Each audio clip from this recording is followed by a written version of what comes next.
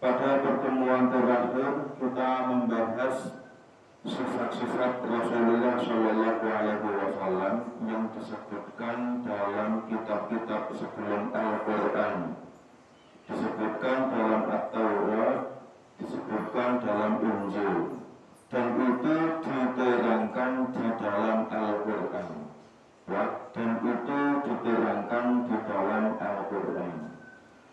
Allah Subhanahu wa Ta'ala berfirman, A'udzu billahi minasyaitonir rajim. Wa kadzalika ja'alnakum ummatan wasatan litakunu syuhada'a 'alan nasi wa yakuna ar-rasulu 'alaikum syahida. Yang mana pada pertemuan yang lalu, pertemuan yang dulu, maksud dari ayat wa kadzalika ja'alnakum ila akhirih ini menurut Abdul Hasan Al-Qabisi adalah Allah Subhanahu wa Ta'ala menerangkan keutamaan Nabi kita Nabi Muhammad Shallallahu Alaihi Wasallam dan menerangkan keutamaan umatnya Nabi Muhammad Shallallahu Alaihi Wasallam, yang mana keutamaan tersebut disebutkan di dalam At-Taurat maupun Al-Injil. Kemudian selanjutnya kita akan membahas salah satu pendapat lain. Bismillahirrahmanirrahim. Wa qila ma'nal ayat. Benar itu? Benar itu? Wa qila ma'nal ayat innakum hujjatun ala kulli man khalafakum wa rasulu hujjatun alaikum. Hakahus Samarqandi atau Hakahus Samarqandi. Salah satu pendapat lain mengenai tafsiran ayat wa kadzalika ja'alnakum ummatan wasatan litakunu syuhada'a 'alan nasi wa yakuna ar-rasulu 'alaikum syahida. Tafsirannya seperti ini. Innakum hujjatun ala kulli man khalafakum wa rasulu hujjatun 'alaikum. Innakum hujjatun ala kulli man khalafakum. Kamu semua adalah hujjah pada tiap-tiap orang yang menentang kalian semua. Kamu semua adalah hujjah. Hujjah itu berarti dalil, ya, sesuatu yang kuat. Kamu semua adalah hujjah, mengalahkan tiap-tiap orang yang menentang kalian semua. Jadi umat Islam, umatnya Rasulullah Shallallahu Alaihi Wasallam ini adalah umat yang kuat, umat yang menang, yang dimenangkan Allah Subhanahu wa Ta'ala. Jadi bukan hanya menang, tapi menang tersebut diberi kemenangan oleh Allah Subhanahu wa Ta'ala, mengalahkan orang-orang yang menentang umatnya Rasulullah Shallallahu Alaihi Wasallam. Wa rasulu hujjatun alaikum, dan Rasulullah Shallallahu Alaihi Wasallam hujjatun alaikum adalah hujjah pada kalian semua. Hujjatun alaikum berarti orang yang menguatkan umatnya. Jadi Rasulullah Shallallahu Alaihi Wasallam menguatkan umatnya. Umatnya Rasulullah Shallallahu Alaihi Wasallam adalah umat yang menang dan diberi kemenangan Allah Subhanahu wa Ta'ala, mengalahkan orang-orang yang menentang atau melawan umatnya Rasulullah Shallallahu Alaihi Wasallam. Paham ya? Jadi maksud wa kadzalika ja'alnakum ummatan wasatan litakunu syuhada'a 'alan nasi. Jadi syuhada'a 'alan nasi menurut Qil ini berarti kita semua umatnya Nabi Muhammad Shallallahu Alaihi Wasallam dalam menghadapi orang-orang yang menentang kita, dalam menghadapi orang-orang yang memusuhi kita, ini akan diberi kemenangan oleh Allah Subhanahu wa Ta'ala. Maksudnya seperti itu. Jadi orang Islam itu tidak perlu takut, tidak perlu khawatir apabila ada orang yang memusuhi, apabila ada orang yang melawan. Karena sudah pasti Allah Subhanahu wa Ta'ala memberi jaminan orang Islam suatu saat nanti akan menang. Paham ya? Umat Islam suatu saat nanti akan menang. Contoh yang sederhana, kalian semua tahu sampai saat ini Israel sama Palestina perang terus. Padahal Israel menduduki Palestina itu sudah lama sekali, tapi ternyata masih ada perlawanan sampai saat ini. Itu menunjukkan apa? Itu menunjukkan ternyata umat Islam tidak bisa dikalahkan. Ya, orang Islam yang berperang mungkin meninggal, mungkin mati, mungkin wafat, tapi umat Islam tidak bisa dikalahkan. Buktinya sampai sekarang, ya, buktinya sampai sekarang penjajahan Israel ke Palestina nyatanya masih tetap berlanjut. Nyatanya masih tetap ada perlawanan sampai sekarang. Itu bukti dari janji Allah Subhanahu wa Ta'ala bahwasanya umat Islam suatu saat nanti pasti akan menang. Saat ini mungkin posisinya tertindas, mungkin ya.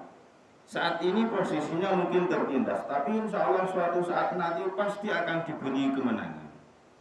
Satu contoh lagi yang sederhana. Pada masa pendudukan Uni Soviet, pada Perang Dunia Pertama, pada Perang Dunia Kedua, ya, pada Perang Dunia Kedua, kalian tahu akidahnya Uni Soviet itu kan ateis, jadi dia tidak bertuhan, juga menghilangkan hal-hal yang sifatnya itu berbau agama, ya, menghilangkan sifat-sifat yang berbau agama. Jadi masjid-masjid, gereja-gereja di Uni Soviet itu pada ditutup, ya, pada ditutup. Umat Islam itu pada sembunyi-sembunyi ketika melakukan sholat. Tapi apakah Uni Soviet ini umat Islam, ya, umat Islam ini habis? Nyatanya enggak. Umat Islam di Uni Soviet, di Rusia, Uni Soviet selanjutnya pisah ya. Jadi Uni Soviet kemudian kan pecah, negaranya hanya banyak sekali, dan banyak sekali negara-negara pecahan Uni Soviet itu menjadi negara Islam. Uzbekistan, Turkmenistan, Kazakhstan, itu Tajikistan, itu negara-negara Islam. Padahal dulu termasuk wilayahnya Uni Soviet. Bahkan di Rusia sendiri, populasi umat Islam itu semakin bertambah. Populasi umat Islam itu semakin bertambah. Jadi ternyata Uni Soviet pada Perang Dunia Kedua yang mencoba memberangus hal-hal yang sifatnya agama, entah itu agama Islam atau agama Kristen, tidak berhasil.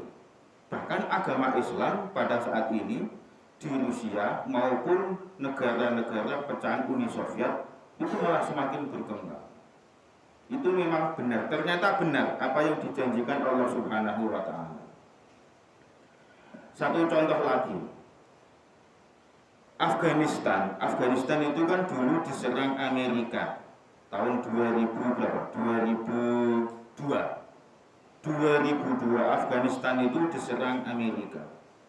Nyatanya kemarin 2021 atau 2020 kemarin Amerika pergi dari Afghanistan, kalah melawan Taliban. Ternyata apa yang dijanjikan Allah Subhanahu wa Ta'ala itu insya Allah suatu saat akan terwujud. Adapun yang terjadi saat ini antara Palestina dan Israel, insya Allah suatu saat nanti akan dimenangkan oleh umat Islam. Ini maksud dari innakum hujjatun ala kulli man khalafakum wa rasulu hujjatun alaikum.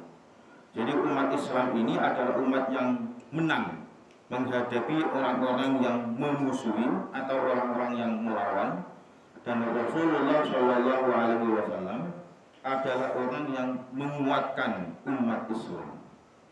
Hakahu as-Samarqandi. pendapat ini diceritakan Imam As-Samarqandi. Ini bacanya ada yang Samarqandi. Di kitab saya ini tulisannya Samarqandi. Ini kitabmu apa tulisannya? Samarqandi atau Samarqandi? Apa? Mimi sukun tak fathah ya. Mimku sukun ya. Dan mau gak ada harokat ya? Hah? Gak ada harokat ya? Kosong. Wa qala ta'ala, Allah Subhanahu wa ta'ala berfirman juga terkait sifatnya Nabi Muhammad sallallahu alaihi wasallam. Wa basyiril ladzina amanu anna lahum qadama sidqin 'inda rabbihim. Wa basyiril ladzina amanu, berilah kabar gembira pada orang-orang yang beriman.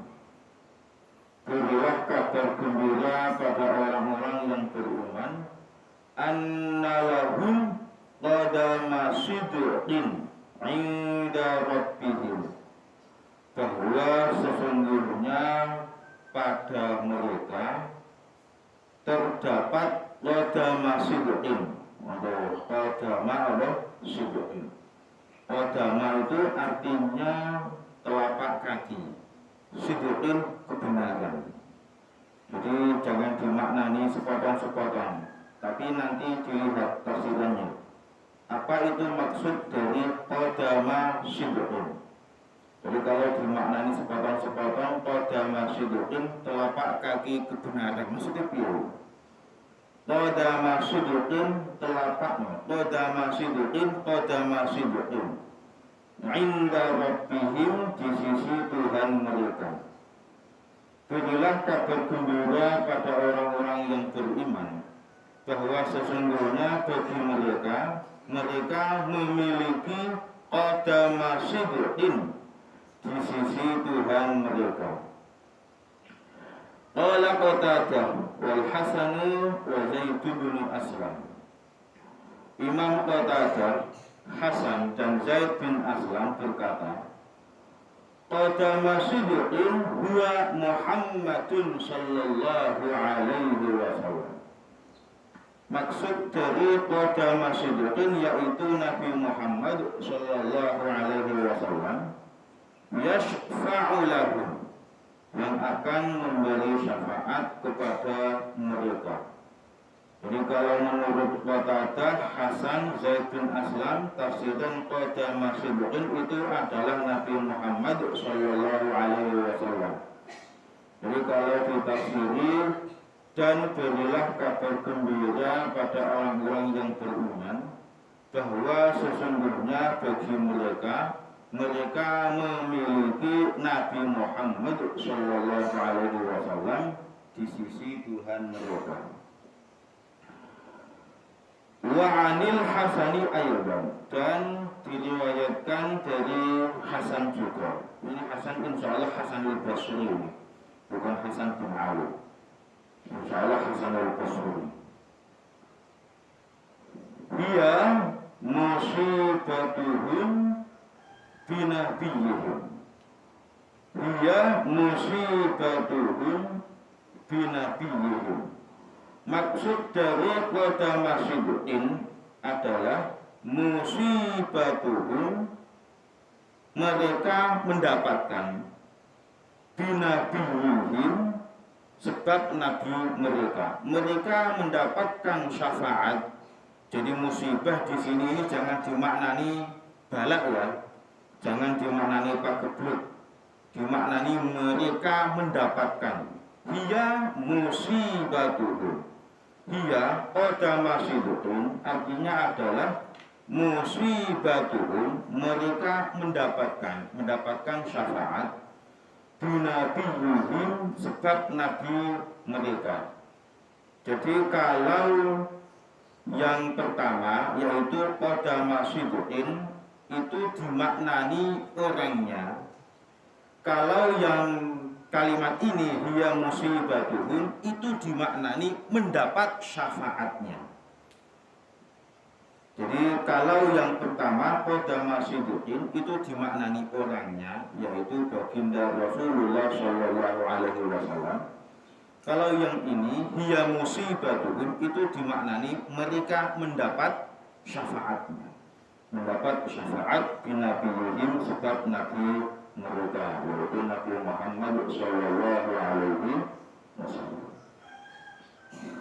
Wa an Abi Sa'id al-Khudri radhiyallahu anhu, dan diriwayatkan dari Abi Sa'id al-Khudri radhiyallahu anhu, ia syafa'atu nabiyyihim Muhammadin sallallahu alaihi wasallam. Ia syafa'atu nabiyyihim, maksud dari qadama sidqin itu adalah syafaatnya Nabi mereka Muhammadin, yaitu Nabi Muhammad sallallahu alaihi wasallam. Jadi pendapatnya Abu Sa'id ini memiliki kemiripan dengan pendapatnya Al-Hasan wa anil Hasan aydan hiya musibatuhum binabiyyin, memiliki kemiripan dengan sebelumnya pas. Jadi menurut Abu Sa'id al-Khudri yang bermaksud qadama sidqin adalah syafaatnya Nabi Muhammad sallallahu alaihi wasallam. Huwa syafi'u sidqin, dia adalah penolong sejati. Nah, dari syafi' penolong atau pemberi syafaat, sidqin sejati. Kemenangan itu berarti menangan kan sejati. Huwa syafi'u sidqin, dia adalah penolong sejati inda rabbihim, di sisi Tuhan mereka. Jadi penolong sejati kita semua yaitu Nabi Muhammad sallallahu alaihi wasallam nanti di hari kiamat. Wa qala Sahl ibn Abdillah at-Tustari, Imam Sahl bin Abdillah at-Tustari berkata, dia sabiqatu rahmatin awda'aha fi Muhammadin sallallahu alaihi wasallam. Dia sabiqatu rahmatin, maksud dari qadama sidqin adalah kasih sayang Allah subhanahu wa ta'ala yang Allah sudah berikan. Jadi maksud dari qadama sidqin menurut Sahl bin Abdillah at-Tustari, maksudnya dia sabiqatu rahmatin, kasih sayang Allah yang sudah Allah berikan, auda'aha fi Muhammadin sallallahu alaihi wasallam, yang sudah Allah titipkan pada diri baginda Nabi Muhammad sallallahu alaihi wasallam. Jadi Allah subhanahu wa ta'ala memiliki sifat Rahman, memiliki sifat Rahim. Sifat Rahman, Rahimnya Allah subhanahu wa ta'ala ini dititipkan pada baginda Nabi Muhammad sallallahu alaihi wasallam. Jadi pendapatnya Sahl ini agak beda, ya. Pendapatnya Sahl ini agak beda. Kalau pendapat-pendapat sebelumnya, maksud dari qadama sidqin itu adalah baginda Nabi Muhammad sallallahu alaihi wasallam atau syafaatnya. Nah, pendapatnya Sahl, maksud dari qadama sidqin itu adalah kasih sayang Allah yang sudah Allah titipkan pada baginda Nabi Muhammad sallallahu alaihi wasallam. Wa qala Muhammad ibnu Ali at-Tirmidzi, Imam Muhammad bin Ali at-Tirmidzi berkata, huwa imamus shadiqin was-siddiqin asy-syafi'un al-muta'un was-sa'ilul mujabu Muhammadun sallallahu alaihi wasallam. Minta lebih di kemana lagi itu kumpul.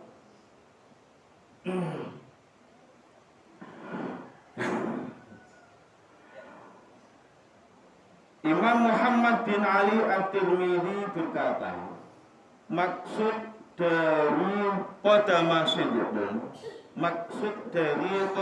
sidqin, yaitu Nabi Muhammad sallallahu alaihi wasallam. Nabi Muhammad, beliau adalah imamnya orang-orang yang benar, wasiddiqin, dan orang-orang yang Islamnya Islam sejati, asy-syafi'u, dan orang yang memberi syafaat, al-muta'u, yang ditaati, wasailu, dan orang yang mendoakan, al-mujabu, yang diijabahi atau yang dikabulkan. Siapa dia? Muhammadun, yaitu Nabi Muhammad sallallahu alaihi wasallam. Hakahu anhu as-Sulami. Pendapat Muhammad bin Ali ini diceritakan oleh as-Sulami. Haka sudah menceritakan hu in huwa imamus siddiqin anhu dari Muhammad as-Sulami. Jadi pendapatnya Muhammad bin Ali ini diceritakan oleh as-Sulami. Jadi ini tentang sifat-sifatnya Nabi Muhammad sallallahu alaihi wasallam yang sudah disebutkan di dalam kitab-kitab sebelum Al-Qur'an dan juga ditulis kembali di dalam Al-Qur'an yang sudah disebutkan seperti tadi. Jadi ayatnya mulai wa kadzalika ja'alnakum ummatan wasatan, dan ayat wa basyiril ladzina amanu anna lahum qadama sidqin 'inda rabbihim. Selanjutnya kita langsung menginjak ke pasal yang ketiga. Pasal yang ketiga tentang pembahasan apa? Tentang pembahasan apa itu? Pasal yang ketiga dari sana'illah, dari puji-pujian Allah Subhanahu wa taala pada baginda Nabi Muhammad sallallahu alaihi wasallam. Jadi kalau pasal yang pertama ini menerangkan tentang puji-pujian dan kebagusan-kebagusan atau kebaikan-kebaikan dari Allah Subhanahu wa taala kepada baginda Nabi Muhammad sallallahu alaihi wasallam. Kemudian pasal yang kedua menerangkan bagaimana Allah Subhanahu wa taala mensifati Nabi Muhammad sallallahu alaihi wasallam. Kalau pasal yang pertama Allah Subhanahu wa taala memuji, pasal yang kedua Allah Subhanahu wa taala mensifati. Selanjutnya tentang pasal yang ketiga, al-faslus salis, pasal yang ketiga, fima warada, tentang dalil-dalil yang ada, min khitabihi iyyahu, berupa khitabnya Allah Subhanahu wa taala pada beliau. Khitab itu berarti omong-omongan, ya.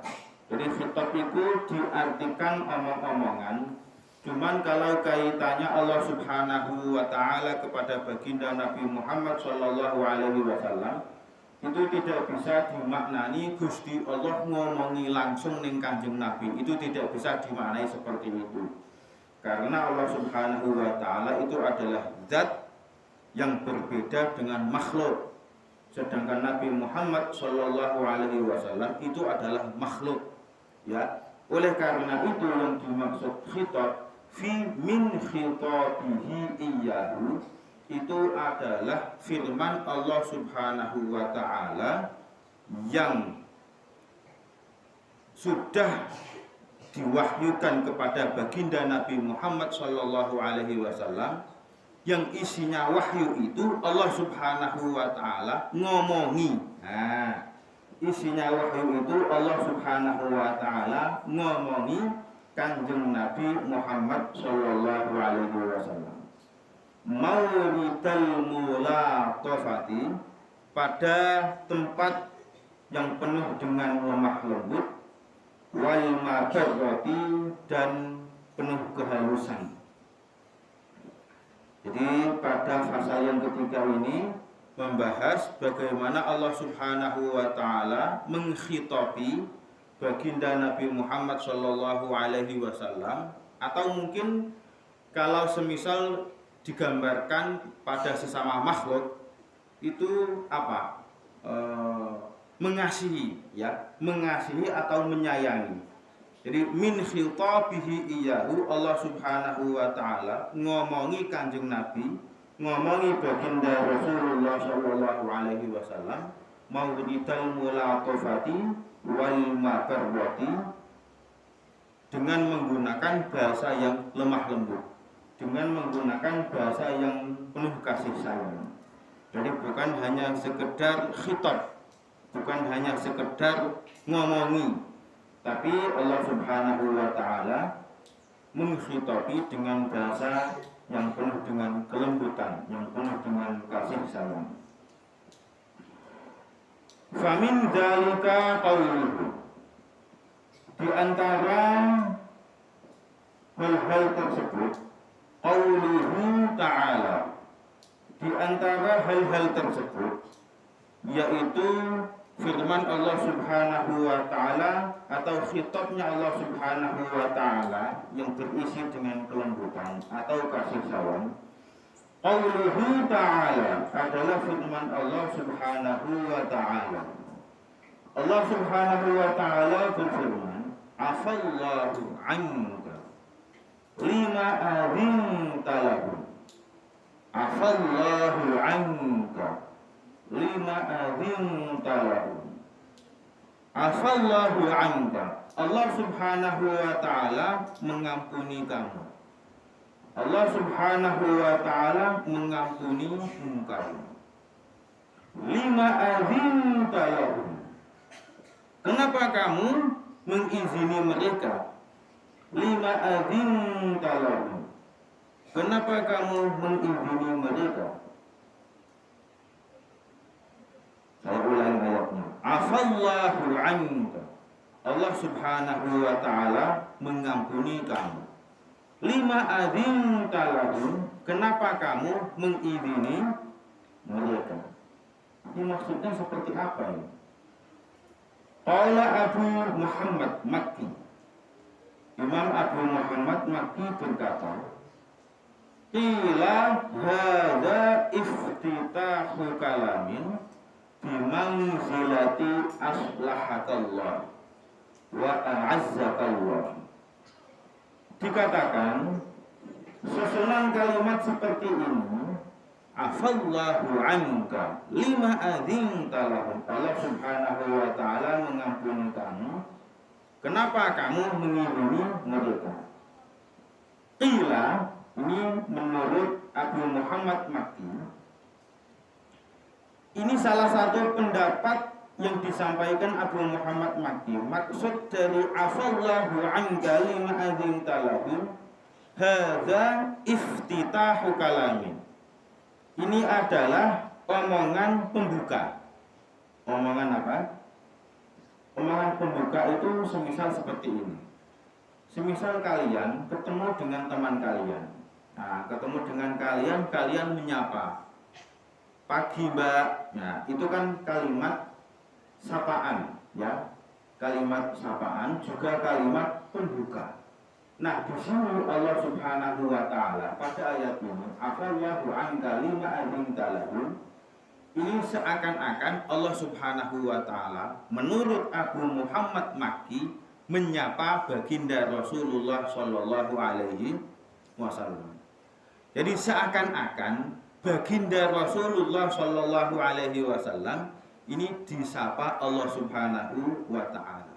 Bimanzilati aslahakallah, menempati kalimat aslahakallah, semoga Allah memberi kebaikan kepadamu. Wa a'azzakallah, semoga Allah memuliakan kamu.